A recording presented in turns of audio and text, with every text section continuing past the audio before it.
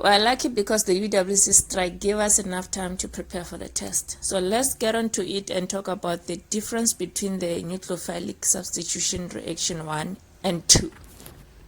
Sn1 and Sn2 reaction.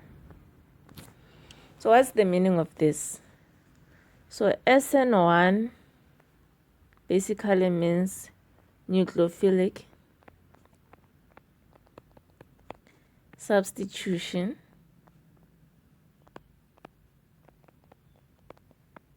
a reaction on which the rate limiting step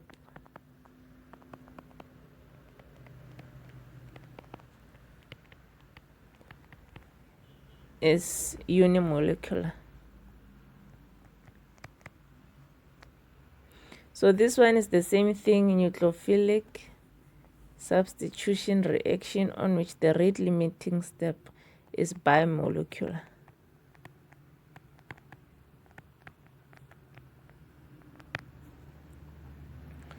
So now let's move and try out some examples. So we'll start with the Sn1 reaction. So Sn1 reaction usually has one substrate, while the Sn2 has the substrate and the nucleophile in the first step. So in the Sn1 reaction, we have dissociation of the substrate.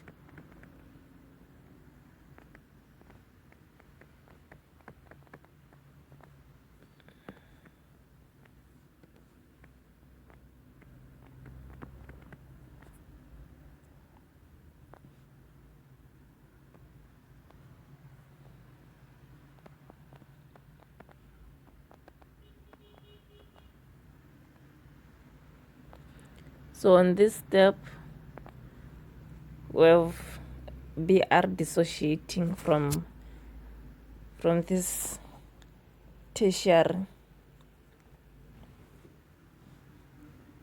hydrocarbon. So this step is a very slow mechanism. It's very slow. That's why it's a rate limiting step. And then it forms a carbocation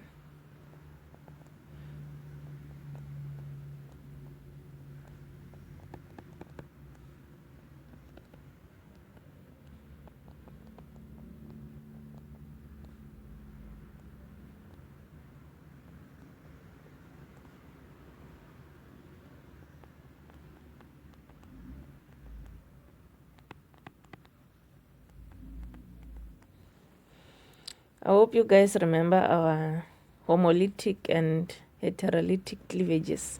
So check out this one and tell me what kind of a cleavage it is.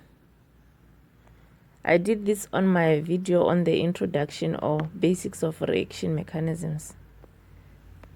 So check it out and tell me on the comment section what kind of reaction, what kind of cleavage this one is. So it forms this, and then we have our water molecule attacking the carbocation. So this one is a fast step. So this one is the rate limiting step because it occurs slow. This step is rate limiting because it's slow. The dissociation of the substrate. And then it forms a bond with the water molecule.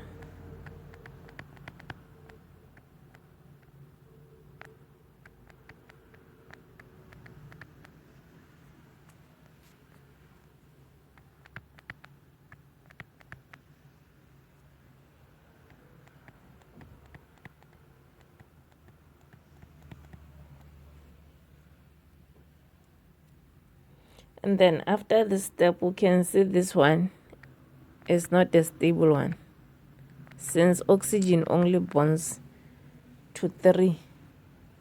This one is not stable, therefore it's reversible. So then it comes and forms our product.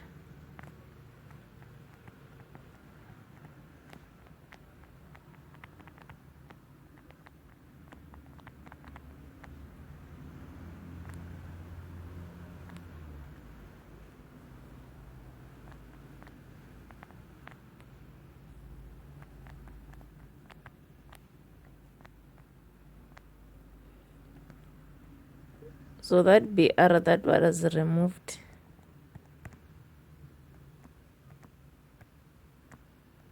can come and attack this hydrogen, and then we have HBr. So like this, we have our substitution, nucleophilic substitution reaction 1. So let's move to the second one.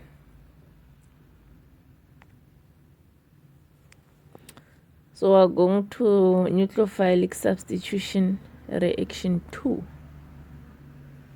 So this one usually occurs it favors primary hydrocarbons.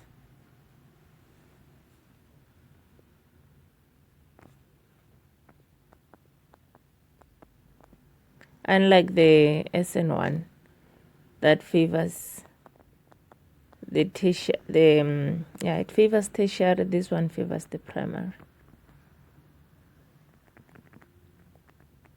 as you've seen on the table. So on this one,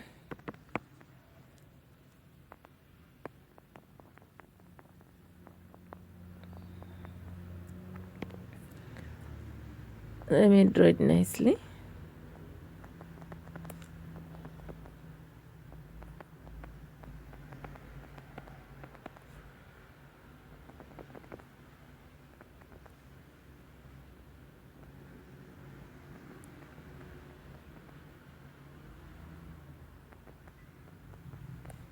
So on this one, we have the nucleophile attacking from the back.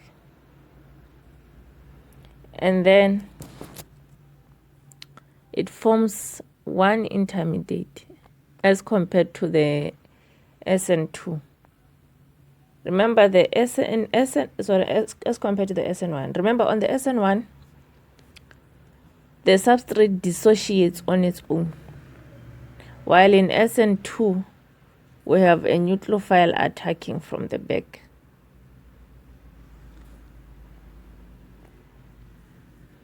And then it forms an intermediate that has both the nucleophile and the leaving group.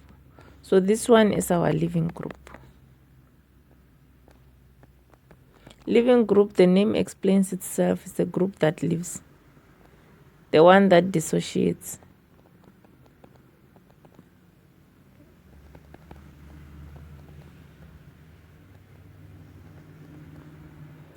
So this means the bond is facing towards you. If it's dotted, it means it's facing away. So if it's a solid line like this, it means it's an in plane.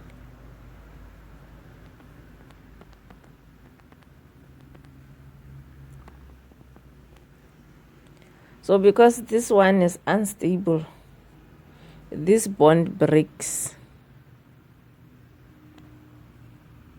And then we have our final product.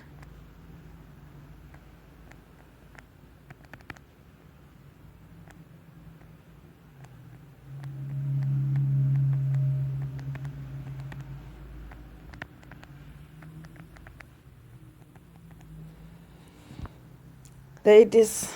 So substitution, nucleophilic substitution reaction 2, right? Where the rate limiting step is bimolecular. So the rate limiting step it determines how fast the reaction will go. So this one is the rate limiting step. It's bimolecular because we have a nucleophile and the substrate, which is the electrophile. The nucleophile attacks nucleophile attacks the substrate, while in the Sn1 the electrophile just dissociates, or the substrate just dissociates on its own. So we're done with our reactions. What you may need to know, you have to know the difference between Sn1 and Sn2 reaction. So guys, please pause and study this table. Thank you for watching my video. Don't forget to subscribe, share with your friends, and like.